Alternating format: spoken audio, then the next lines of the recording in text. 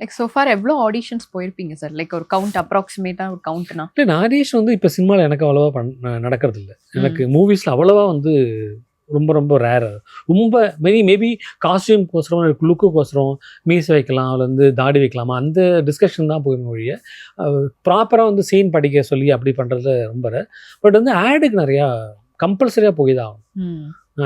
Add நான் ஜாஸ்தியாக பண்ணுவேன், வெப் சீரிஸ் பண்ணுவோம், மூவி பண்ணுவோம், ட்ராமாவுக்கு பண்ணுவோம். இதில் வந்து ப்ராசஸில் வந்து ஆடிஷன் பண்ணுறது ரொம்ப வந்து டஃபஸ்ட்டுங்கிறது இதுதான், ஆடு தான்.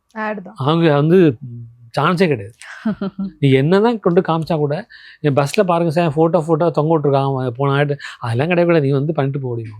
இல்லை அவங்களோட டைரக்டர் பாயிண்ட் ஆஃப் வியூவில் அவங்க வந்து ஆர்டிஸ்ட் செலெக்ஷன் பண்ணுறது கிடையாது. அது அவங்க பண்ணுறது வந்து ஃபுல் அண்ட் ஃபுல் வந்து கிளைண்ட்டு ஷுட் கன்வின்ஸ். யார் கிளைண்ட் அவங்களுக்கு தான் செலக்ட் பண்ணுவாங்க. டைரக்டருக்கு வந்து அந்த ஹோல்டு கிடையாது.